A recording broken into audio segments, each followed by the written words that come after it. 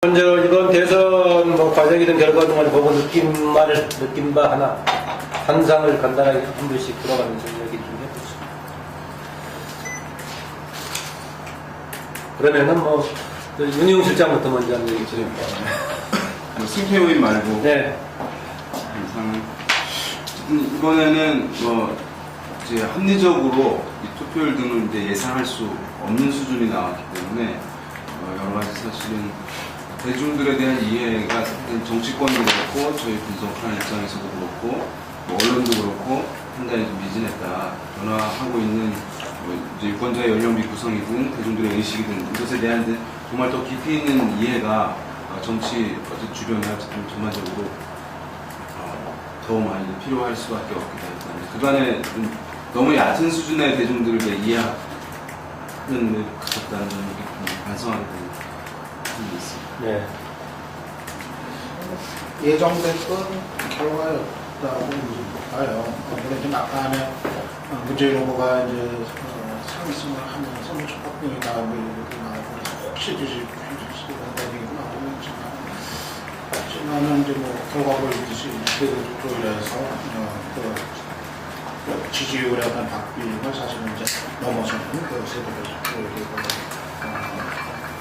그냥 기어 덮어버렸고 기본적으로 저는 민주당 이제 간판의 문재인 후보로는 콘크리트 지지층을 가진 박근혜 후보를 애당초에 이기는 것을 사실상 많이 했었다. 저는 그렇게 생각이 들어요. 그래서 이게 여러 가지 선거 전략이라든가 가능성에 있어서는 여러 가지 문제들 그런 것도 부분적인 영향은 있었겠지만은 기본적으로 구조적으로 문재인 후보가 박근혜 후보보다 더 나쁠 수가 없는 구조에서 이게 선거가 전개된 거기 때문에 저는 이제 코의 구조 면에서 봤을 때 이렇게 될 수밖에 없었던 선거였다. 네. 그냥 소회를 말씀을 드리면 역시 이 정치라는 것이 여론조사나 평론이 밖에 있다는 걸 좀 강하게 들었습니다. 그러니까 시대가 역동적으로 변하고 있는데 평론의 매뉴얼, 과거의 평론의 매뉴얼을 가지고 역동하는 어떤 전쟁을 따라잡는 역동이 안 된다는 생각이 지난번 총선도 그렇고 됐습니다. 순동아처럼 항상 그거 얘기하듯이 민심에 깜짝 놀랐다 이런 얘기를 했잖아요. 근데 지금도 마찬가지로 어쨌든 정권 교체론이 안 먹힌 것도 좀 한국이 좀 해봐야 되고 여러 가지 공복불이 굉장히 많이 존재했다. 네. 김 대표님. 예, 저는 마지막에 항상 박근혜 당선자는 49%가 같다. 그게 이제 뉴디플을 보면 50% 넘었습니다. 근데 이쪽에서 문재인 쪽에서는 45% 선에서 하나하나 마지막 부동층을 모을 수 있느냐 없느냐의 문제에 달려있다 이렇게 봤는데 결국은 이제 그게 지금 48대 51.6이니까 3.6% 차, 108만 표 차이로 끝났는데 금방 유 박사께서 이야기하신 대로 단일화, 야권은 이번 대선에서 어떤 안철수 후보가 없었으면 게임 자체가 안 됐죠. 이게. 모든 여론조사에서도 그렇게 나타났었고, 그래서 이 후보 단일화의 일부 선거에서는 어쨌든 야권 후보 단일화, 민주당 자체의 문제는 어쨌든 단기간에 할 수 있는 문제가 아니었었고, 이번 대선 선거로만 본다면은 야권 후보 단일화가 정말 아름다운 단일화, 이른바. 그렇게 해서 어떻게 하면은 민주당을 지지하지 않는, 그러면서 박근혜를 또한 지지하지 않는 이러한 중도층들, 이런 부분들을 갖다가 지지 세력을 끌어들이냐. 이 문제와 그 문제의 핵심은 바로 야권 후보 단일화가 가지고 있었다.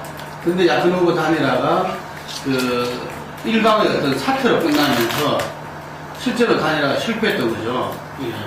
그래서 그런 부분에서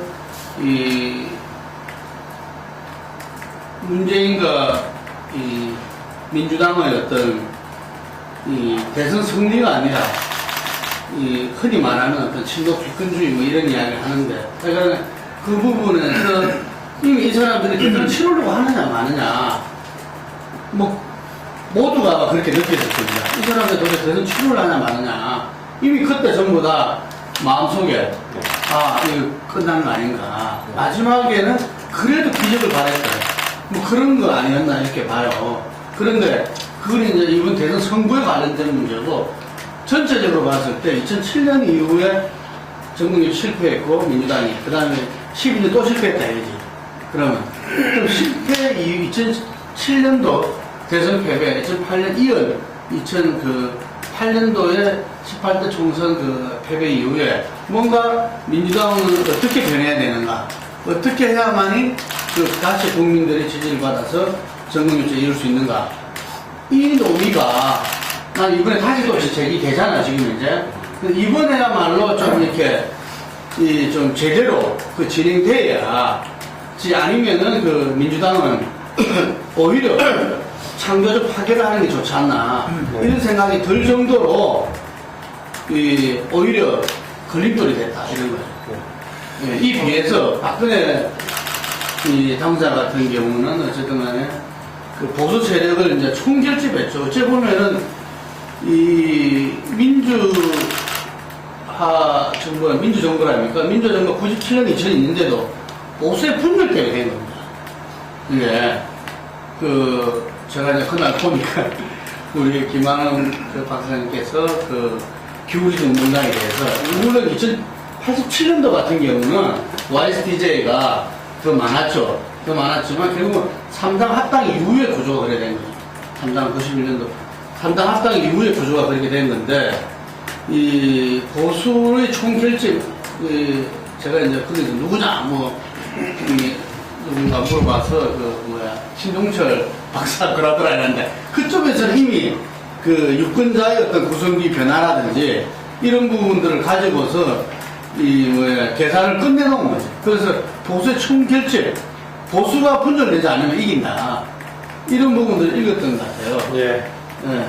전체적으로 뭐 느낌을 했는데 그저 이 승패 좀 여기까지 들어갔네요. 우선 느낌을 얘기했을 때 약간 서로 다른 부분을 조금 방지해 두 분은 김 대표나 정전 박사 두 분은 보니까 이런 여러 가지 요건 속에서 뭐 예상할 수 있는 결과가 나왔다는 측면이 있고 윤 실장이나 박상원 박사 두 분은 정치가 가지고 있는 역동성 또 현실 여론조사 분석이라든가 다른 뭐 정치 분석에서 기존에 했던 패턴 가지고 좀 이해가 안 되는 부분이 있어 새로운 차원의 뭔가 기법이든 관심이든 깊이 있게 봐야 된다 이런 걸 주목을 했는데 이게 상반된 얘기가 아니라 다른 부분에서 볼 필요가 있지 않나 그런 얘기했던 것 같은데 구체적으로 뭐 승패 요인 여러 차원이 있지만 해보다가 좀 부족한 부분이 있으면 제가 또 다른 안건을 꺼낼 테니까요.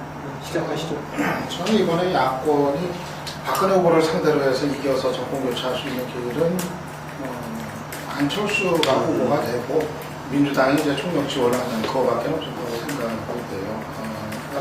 그렇게 해도 사실은 어떻게 될지 모르는 이번에 결과에 나타난 박근혜 후보의 견고한 지지를 보면은 박근혜의 견고한 지지 때문입니까? 아니면 야권이 뭐 달리 뚜렷한 대안이었기 때문에 그런 겁니까? 야권의 실패가 더 크다고 할 수가 있겠죠. 결과적으로 표를 쫓아서 보내버리게 되니까는. 아니, 안철수밖에 대안이 없었다는 게. 안철수밖에 대안이 없었다는 게. 어떻습니까, 그게? 그건 민주당의 이제 근본적인 한계죠. 지금의 때문에. 민주당의 이제 근본적인 이제 한계고. 그러니까 이제 그나마 이제 안철수가 단일 후보가 됐을 때 새누리당 지지층까지도 일정 부분 가져올 수 있는 이 위험이 확장이 되는 그 속에서 이제 비로소 이제 박근혜 후보의 이제 콘크리트 지지층을 이길 수 있는 그런 이제 가능성은 그나마 좀 걸 수 있었던 건데 그런 건 그것이 일단 이제 무산이 되고 그래서 저는 안철수가 이제 퇴장하던 이제 금요일 밤에 사실은 이번 대회에서는 이제 승부를 거기서 이제 끝이 났던 거 아닌가 이렇게 이제 생각을 해요. 그나마 이제 문재인 후보가 좀 그 한계 속에서라도 어떻게 좀 해보려고 좀 뒤집어 보려고 이 구조적인 한계를 뛰어넘으려고 했더라면은 기본적으로 노무현을 넘어서는 문재인의 모습을 이제 보였어야 되는데 거기에도 이제 실패를 했고 기본적인 의지를 보이지 않았기 때문에 결과적으로는 친노에 대해서 이제 뭐 부정적인 이제 정서를 이제 갖고 있는 이제 비민주당층의 마음을 돌리는 것이 이제 근본적으로 이제 불가능했었다 이렇게 이제 판단이 돼요. 그래서 저는 특히 선거 과정에서 문재인 후보가 이렇게 단일 후보가 되고서도 어떻게 정말 좀 승부를 거는 모습을 이제 보이지 않은 거는 참 대단히 무기력한 모습이었다고 이제 생각을 해요. 그렇게 사실은 밖에서들 더 내려놔라. 새누리당이 이렇게 친노 프레임으로 집중적으로 공격을 하고 있는데 그 부분에 관해서 이제 친노가 무슨 문제냐는 식으로 다른 사람들이 아니라 후보 본인부터가 일단 본인이 이제 그렇게 이제 중감을 해가지고 거론이 많이 됐었던 친노 핵심 인사들의 백의정부 선언이라든가 그런 것도 하지도 않고 결국은 그리고 후보 본인도 오직 사퇴조차 하지도 않는 그런 모습으로 대처를 했고 광화문 유세 광경 같은 거 보면은 바로 그 친노의 상징처럼 인식되어 있는 인사들이 대거 그냥 무대에 올라가가지고 유세를 해가지고 노사 모집회 아니냐 상대 새누리당 쪽에서는 새누리당 지지층에서는 그런 공격을 하고 그러니까 완전히 친노 프레임의 문제에 대한 아주 둔감한 아니한 이런 이제 대처 속에서 결국은 더 이상 어떤 민주당이라는 한계를 넘어서지 못하고 패배기로 갈 수밖에 없었다. 그러니까 저는 그거 이어서 좀 이야기하는 거예요. 왜냐하면 박정희 대 노무현의 프레임을 가면 이길 수가 없죠. 박정희 대 노무현 프레임을 가면. 왜냐하면은 이 보수 진보 양 진영으로 결집됐다는데 진보 진영 내에도 그 당시에 서거하셨을 때 600만 추모 민심이 있었지만 그때 여론조사를 했을 때 정말 그 자연으로 박정희 추모에 대해서는 다 오케이인데 대통령 노무현 참여정부의 어떤 집권 동안에 보면 긍정평가, 부정평가 그 중에서 반이나 부정평가했다고 이게 그러니까 대통령을 뽑는 선거에 박정희와 노무현을 잇는 문재인으로 가서는 아예 안 됐던 거죠 이게. 그래서 과거와 미래라면 오히려 이 박정희의 딸이라는 게 박근혜 당선자한테는 플러스가 돼버린 거죠. 어떤 측면에서는 이게 보수 결집에 플러스가 돼버렸어요. 이게. 그래서 박정희 향수라든지 어쨌든 경제는 무언가를 해냈지 않느냐는 막연한 기대감도 주게 해버렸다. 그렇기 때문에 이번 대선은 기본적으로 안철수가 들어와야 과거된 미래가 돼버리면서 박근혜의 강점이 바로 약점으로 되는 이게 그런 구도가 짜지는데 이 부분에 대해서 왜 민주당이 국민들한테는 우리 박상원 박사가 쇼다 이런 말 많이 했지만 그러니까 대선을 가지고서 어쨌든 그 프로그램을 짜자면 어쨌든 간에 어떤 방식이든지 예를 들면은 기본적인 구도는 그렇게 나타났어야 되는데 그건 누구나 다 아는 사실에도 불구하고 그렇게 하지 않았다는 거에 대해서는 굉장히 당혹스럽죠. 이거는 실패 이런 문제가 아니고 저는 민주당과 문재인과 민주당의 부분에서 뭔가 잘하려고 했다 실패 이런 차원이 아니라 굉장히 당혹스럽다. 왜 저런 판단을 했는가? 왜 저 마지막 저쪽에 마지막 자기들이 요구를 하는 부분들을 담판이라는 부분들을 왜 안 받았을까? 이 부분에 저는 답을 해야 된다고 봐요. 앞으로 민주당이 친노가 자기가 문재인 후보가 자기 반성을 하고 예를 들면 뭔가 새로 거듭나려면 요 대목에 대한 어떤 이 국민 앞에 역사 앞에 이야기를 해야 된다 이게. 근데 지금 그걸 안 하고 지난번 총선 때도 총선 패스도 안 내고 조금 있다가 보니까 어쨌든 간에 이박 연대 이박 문 연대까지 나가면 그냥 넘어갔다 이거죠. 네. 경선 국민. 그래서 이 부분이 앞으로 제일 중요한 포인트다. 아예 전부 다 은퇴해버리든지 정치를 하려면 이 부분에 대해서 답해야 된다.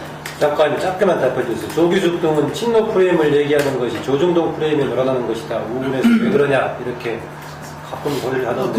계속 참여정부 때도 계속 이야기했던 거 아닙니까? 네.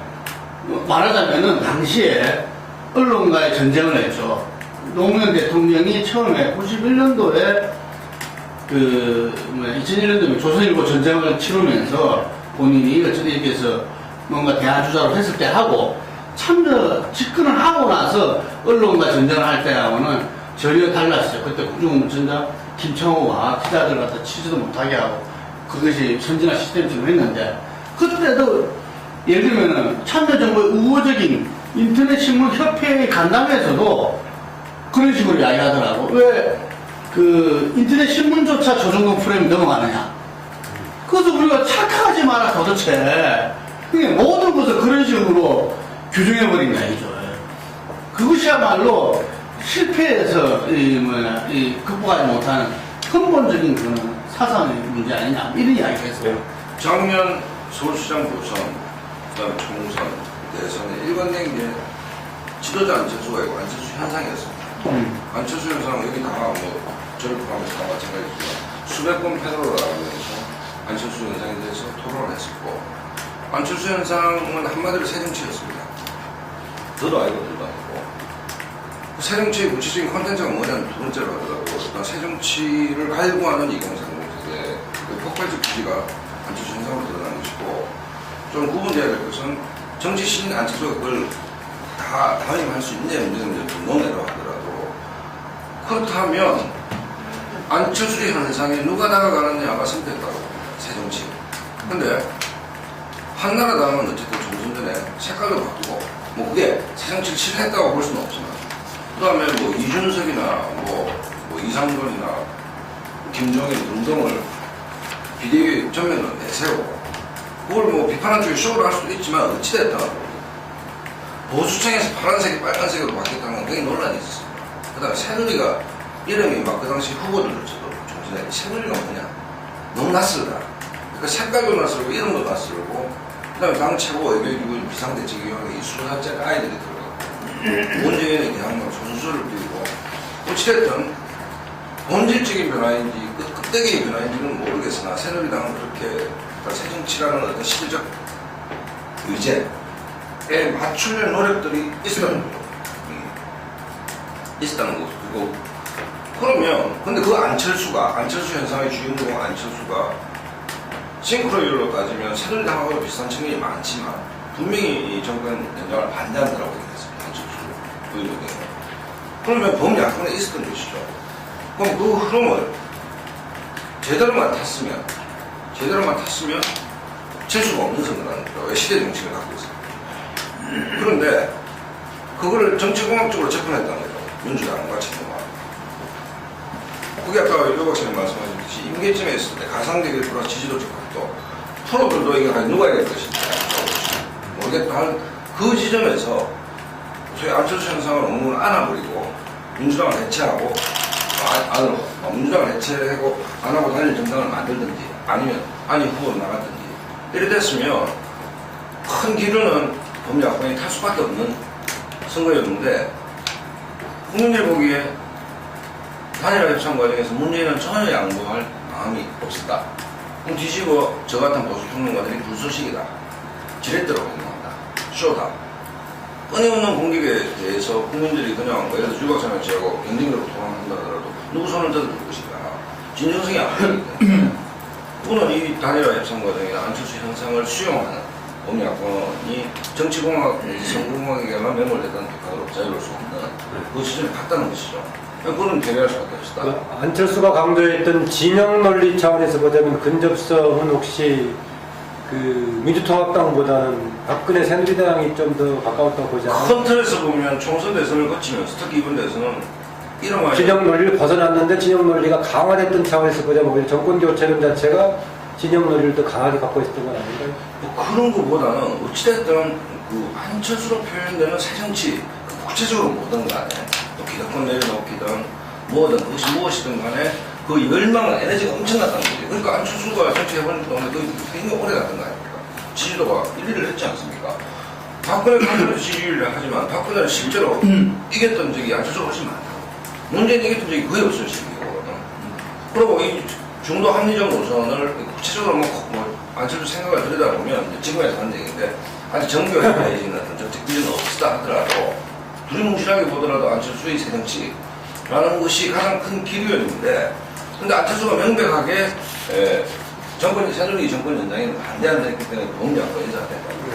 그 범야에서 이 기류를 상승길로 바로 언제 타면 되는데 이 기류를 깔아내리면서 이 사람을 그냥 불소식으로만 쓰겠다라는 소위 친노, 민주당의 어떤 그래도 이길 수 있다라는 그 확신이 어디서 나는지는 모르겠지만 그건 특히 대선 같은 것은 시대 정신이 중요하지 않습니까? 네. 그래서 봤을 때 뭔가 시에 있었다. 그 민주당에서 뭐 제1 이제 선거 구도로 내세웠던 것이 이제 현 정권 심판론이었는데요. 그래서 이제 박근혜 후보에 대해서는 현 정권 공동 책임론, 실정 공동 책임을 했는데 전에 말씀드렸지만 유권자들은 이명박 대통령과 박근혜 후보를 전혀 다른 정치 세력으로 인식하고 있으니까 거기서 이제 심판의 대상은 이명박 대통령인데 싸워야 될 대상은 박근혜 후보. 그러니까 심판의 대상과 경쟁의 대상이 불일치함으로써 이 심판 자체가 작동하기 어려운 상황이었는데 총선에 이어서 동일하게 이제 그 프레임을 사용했다는 그 한계에 저는 지적될 수 있을 것 같고 또 이제 그러면서 또 안철수 전 후보가 사퇴를 하게 되면서 그 기류를 일정 부분 흡수하려고 문재인 후보도 새정치, 미래 얘기를 많이 했는데 사실 그것은 어떤 가수가 나 달리기 잘합니다라고 얘기하는 것과 이제 마찬가지인 것이잖아요. 그래서 이제 그러면서 실질적으로 유권자들이 중요하게 생각했던 경제적인 부분들, 민생에 관한 부분들에 대해서는 언급을 잘 하지 못하게 되고 오히려 이제 그런 부분은 이제 박근혜 후보가 상대적으로 민생에 대한 접근으로서 유권자들을 40대, 이게 중도층이라든가 수도권 유권자들을 접근할 수 있었다. 근데 성과를 좀 그런 면에서 이제 이 승패 요인들만 다르게 됐다 얘기할 수 있습니다. 네. 그 여기 좀 얘기하시죠. 그래서 결국은 이제 민주당이 상당히 이제 무모한 욕심을 낸 결과라고 생각을 해요. 사실 이제 돌아보면은 안철수는 1년 동안 뭐 거의 대부분의 여론조사에서 박근혜를 이기는 거로 나왔던 사람이고, 그리고 반대로 문재인은 1년 동안 거의 대부분의 여론조사에서 박근혜한테 지는 거로 나왔던 사람이거든요. 근데 상식적으로 이게 쉽게 결론이 사실 나는 문제인데, 그러면 누가 박근혜를 상대로 하면 단일 후보가 돼야 될 건가? 사실적으로 쉽게 결론이 나는 문제인데, 민주당이 이제 욕심을 부렸던 거죠. 단일 후보가 되면은 문재인 나도 이길 수가 있다. 하면 안철수 만난 자리에서 한 얘기가 이제 그거고.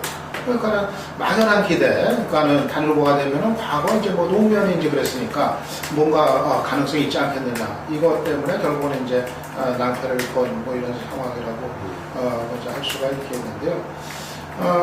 저는 그 단일화 협상 이제 몇 가지의 쟁점이 됐었던 여론조사 이제 뭐 방식 같은 것도 그래요. 그러니까 기본적으로 민주당이 후보자 단일 후보자를 내줄 수도 있다 이런 거 전제로 했다면은 그렇게 가지는 않았을 거라고 봐요.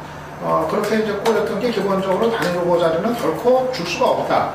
이게 깔려 있었기 때문에 저는 기본적으로는 그때 논란이 됐던 여러 가지 방식 가운데 사실은 저는 가상 대결이 제일 맞는 거였다고 생각을 해요. 예전에 그때도 그랬고 지금도. 왜냐하면은 제일 중요한 거는 단일화하는 이유가 박근혜 상대로 해서 이길 사람을 찾는 단일화니까 목적이 그건데, 그러면은 박근혜하고 상대했을 때 누가 이길 가능성이 더 높은지 그 판단하는 게 되는 건데, 저는 그래서 뭐 기본적으로 그 과상 대결이 이제 맞는 방법이었다고 생각을 하는데, 그리고 이제 적합도라는 거 가지고 그거는 좀 해괴한 방식이었다고 저는 생각을 해요.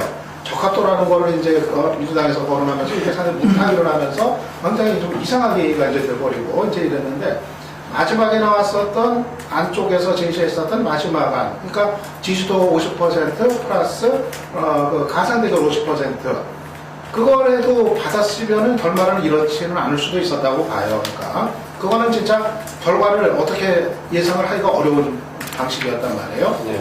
서로가 위험 부담이 큰. 그리고 저는 개인적으로 그렇게 해도 안철수가 질 가능성이 좀 더 크지 않을까. 저는 한 6대4 정도로는 그래도 한 6이 문이 이길 가능성이 크지 않을까 이렇게 생각했는데, 그건 이제 결국은 고민하다 안 받은 거죠. 왜냐하면은 질 가능성이 있기 때문에, 그건 어떻게 될지 모르기 때문에. 그러니까 결국은 그런 어떤 민주당의 자세가 그렇게 해가지고 결국 이제 안철수 지지층을 이제 떠나가 버리게 만든 이제 그런 이제 결말로 이제 이어졌고, 그래서 전체적인 과정을 복귀해 봤을 때는 민주당이 그 지난 4.11 총선에서 한 번 실패를 분명하게 했음에도 역시 또 이제 욕심을 너무 이제 앞세워가지고 욕심이 앞선 나머지 아무것도 달라지는 건 없는 상태에서 또 대선을 똑같은 방식으로 치러가지고 다시 한번 그걸 확인을 시켜줬다 이렇게 봐요. 네, 여러 가지 좀 다뤄야 되니까 방금 승패요인 관련해서 제가 좀 잠깐만 더 첨언하자면은, 아까 유 박사께서 문재인 후보로서는 기본적인 한계가 있었다.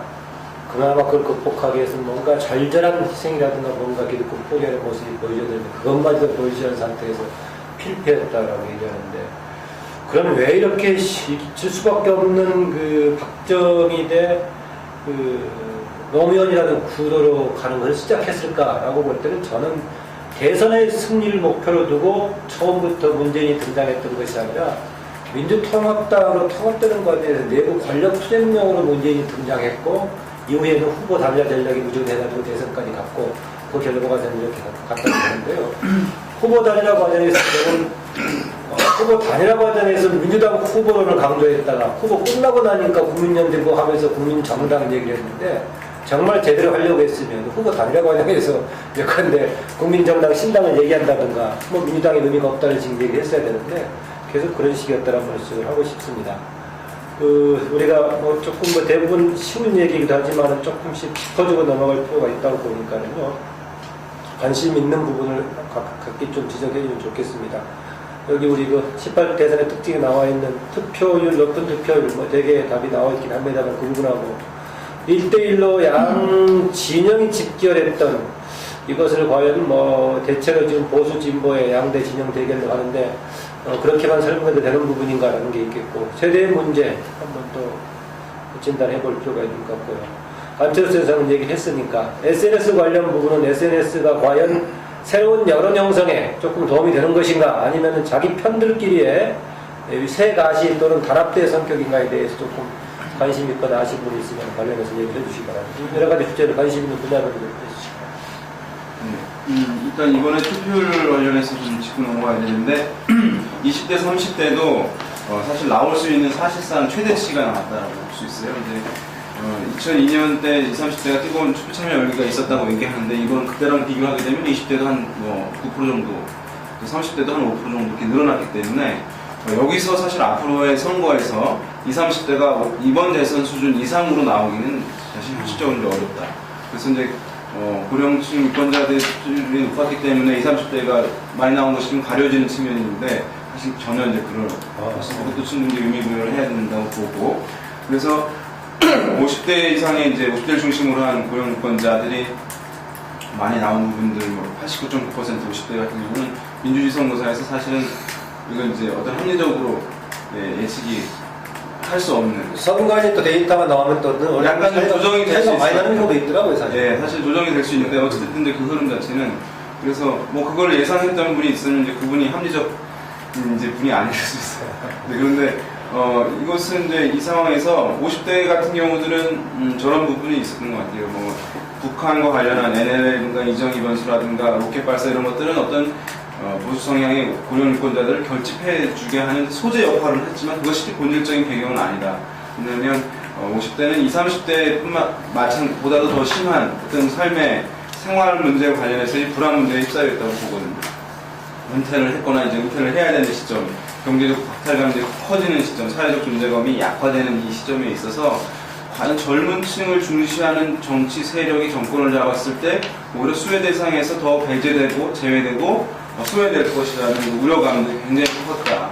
네, 그런 부분들이 어쨌든 50대는 이제 투표장에 나오게 하는 요인으로 작용했다고 보거든요. 이 베이비 부머 세대들, 주로 이제 50대들인데, 그래서 서로 간에 어쨌든 뭐 공유하면서 투표장에 서로 참여 동료하게 되고, 이제 이런 부분들이 기저에 있다는 것을 이제 이해할 필요는 있을 것이라고 보고, 그래서 사실은 이제까지는 40대가 선거 결과 이제 결정권자라고 얘기를 했었는데, 이제 만약에 이런 흐름들, 50대에서 이런 흐름들이 계속해서 나타난다고 하면 실제 이제 앞으로는 선거 결과의 결정권자는 이제 50대가 될 수밖에 없는 것이고, 진보 정치 세력은 세대의 중점을 더 접근하는 이 전략으로는 어떤 정권의 이제 중간에 실시되는 심판 선거에서는 일정 부분 성과를 거둘 수 있을지 모르겠지만, 어떤 국민들이 미션을 맡기는 이런 대선 같은 경우에는 성과를 거두기 사실상 어려워진 것을 확인하는 선거였다, 이렇게 볼 수 있습니다. 저는 실장님 여러 가지 같은 부분이 이번 50대가 이제 캐스팅 보트 역할을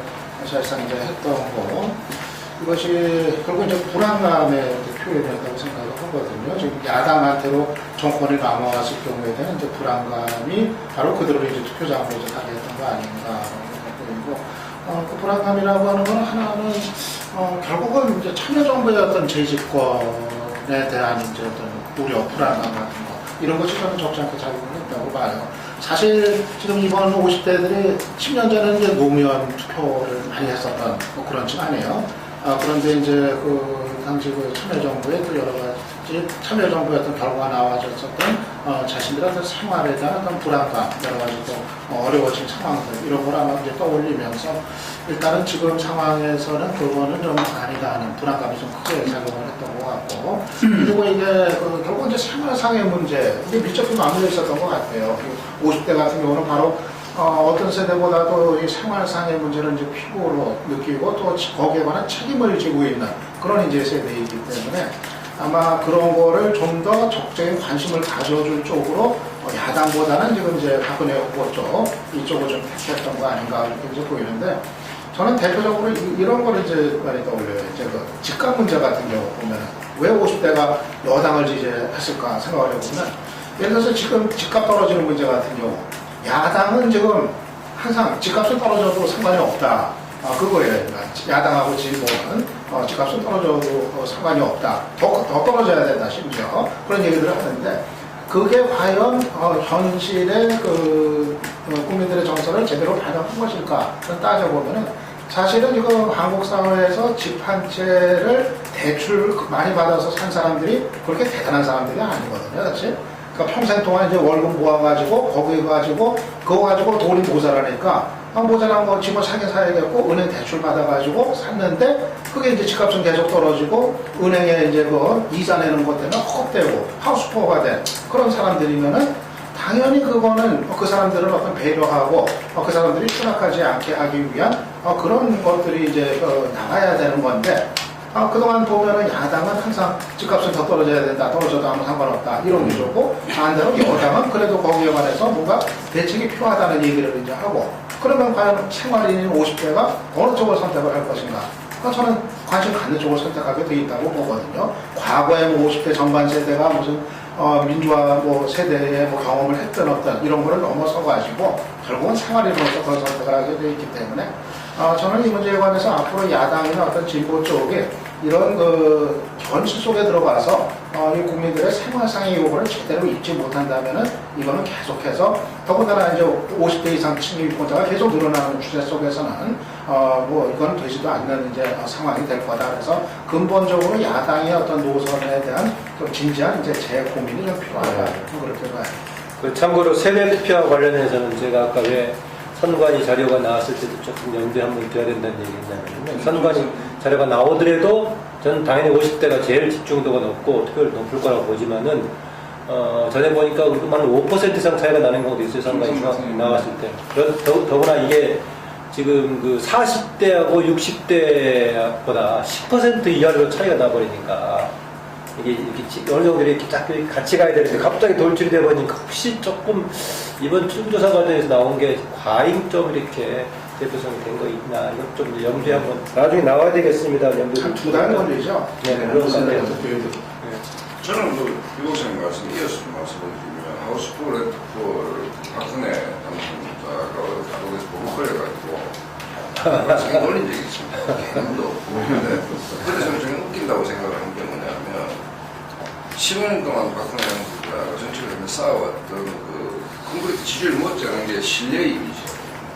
자기가 약속한 건 지킨다는 이미지가 경고했었는데 개수, 개념에 헷갈리기 때문에 수적 문제를 너무 놀리면 기분은 좋을 수 있겠으나 그 이런 말고 뚜벅뚜벅 인생인 거야.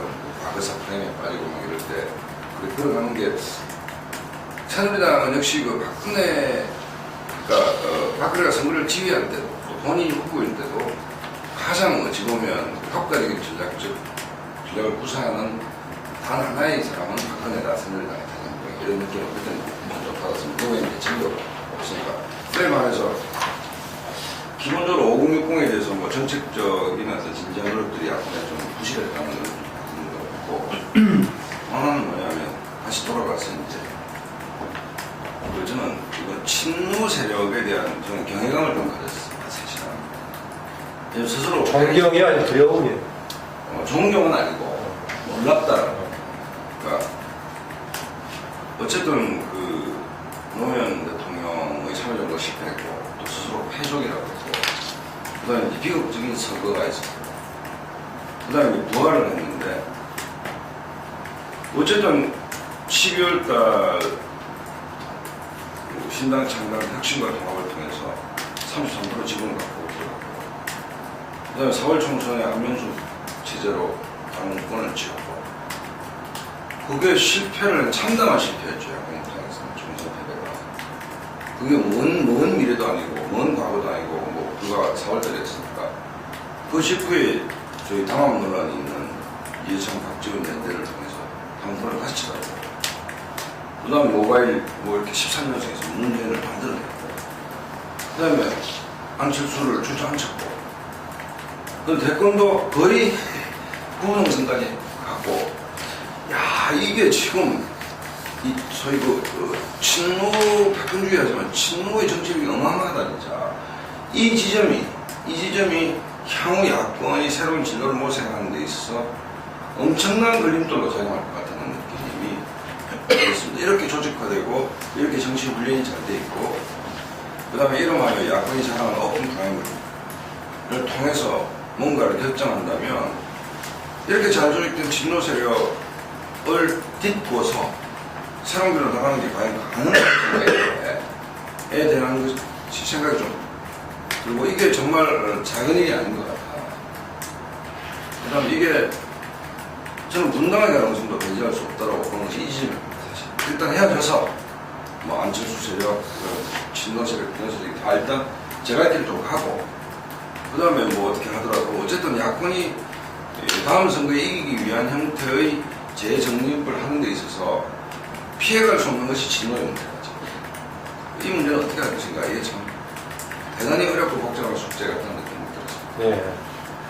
그 어떠세요? 아까 그 SNS가 이런 형성의 힘을 발휘하는 거 아니면은 자기들 편들끼리의 소통 도구인가? 단합대의 도구인가? 일단 세대 간, 뭐 어떤 지역 간, 뭐 여러 가지 이제 그 소통의 가교 역할을 하지는 못하는 것 같고요. 어쨌든 이제 SNS 이런 것이 어쨌든 특정 또래들 간에 어쨌든 균질한 성향을 갖고 있는 집단들을 형성시키고, 그 안에서의 그 집단의 특성을 더욱 강화시키고, 이런 이제 특성을 보인다고 할 수 있거든요. 그래서 이제 이것이 20, 30대들의 어쨌든 문재인 후보의 지지 강화 또는 반박근혜 정책의 확산, 그리고 투표 참여 의뢰 제고, 이런 데는 혁혁한 공을 세웠다고 할 수 있을 것 같아요. SNS, 트위터나 SNS가. 어쨌든 그 못지않게 이제 사실은 두 가지 지점이 있는데, 뭐냐면 한 가지 지점에서 그 트위터나 SNS 가지고 활발한 의사소통, 원래 SNS 성격에 맞는 의사소통은 젊은 층에서 이제 했다는 게 맞고요. 20대, 30대, 40대에서.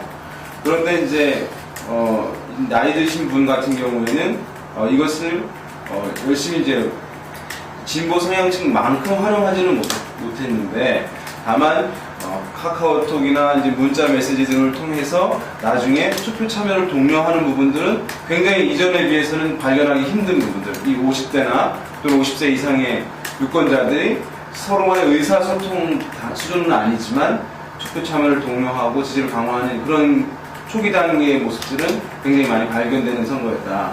그리고 또 한 가지, 실제 SNS상에서의 그 어떤 후보를 지지하고 어떤 성향의 글이 오고 갔고 하는 문제에 있어서도 사실 보수 진영에서 밀리지 않았는데, 다만 그것은 보수 성향 유권자들이 그만큼 활발하게 그 안에서 폭넓게 많은 사용자들이 공유하는 가운데 이루어진 것은 아니라는 점. 그러니까 이 두 가지 점이 좀 다른, 그러니까 굉장히 압축된 몇몇의 무장된 보수 성향의 사용자들이 전체 절대량에서 밀리지 않게 하는 부분에서는 이제 성공한 부분이 하나가 있고, 다만 그것이 트위터들이 사용이 굉장히 원활하게 이루어진 것은 아니다. 다만 이제 50세 이상의 보수 성향 유권자들도 이것이 도움이 되었는데, 뭐냐면 아까 말씀드린 대로 의사소통 단계가 아니라 투표 참여 서로 독려하고 박근혜 후보 지지 강화하는 데는 굉장히 문자 수준의 카카오톡이나 그런 수준에서는 상당히 영향을 주는 부분이다. 그래서 앞으로 이제 이 두 가지 점이 어떤 긍정적인 점도 있고 다소간 부정적인 점도 있지만, 다음 선거 이럴 때 보면은 어쨌든 SNS 상에는 뭐 진보 진영의 전유물만은 이제 아닐 수도 있는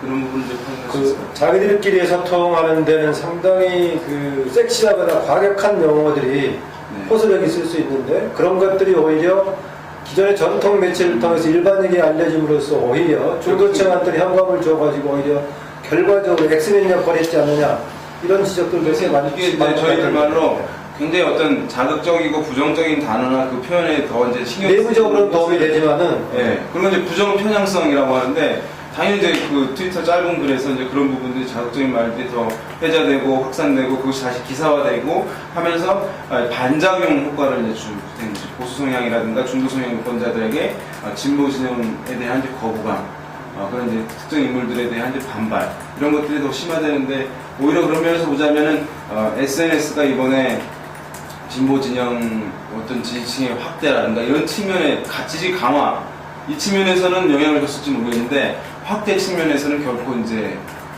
기여를 충분히 하지 못한 부분이 여기 저 유창준 박사님도 진보편이니까 저희가 볼때 팔로우가 엄청나게 많으시잖아요. 근데 SNS 한복판에서 이제 뭐 매일같이 이제 뭐 생생하게 이제 지켜보고 겪고 그랬는데 저도 뭐 순환을 엄청나게 이제 당했어요.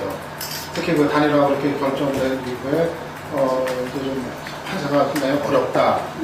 아무래도 좀 어려워질 것 같다. 이런 얘기를 뭐 몇 번 꺼내니까 뭐 거의 뭐 그냥 뭐 아주 그냥 뭐 집중 공격을 뭐 당했는데 근데 전체적으로 봤을 때 저는 이번에 뭐 SNS가 일종의 좀 결의대회 수준이었던 것 같아요. 사실 이제 4.12 총선 때도 좀 그런 경향을 띄었었는데 이번에는 더 좀 심화가 됐던 것 같고 그러니까 결국 대선 승부에 어느 한쪽으로 영향을 특별히 주는 역할을 못했던 것 같고 전에하고는 다르게 아까 얘기하신 것처럼 뭐 진보의 전인물도 아니고 이번에 보니까 보수도 상당히 적극적으로 나와가지고 좀 팽팽했던 것 같아요.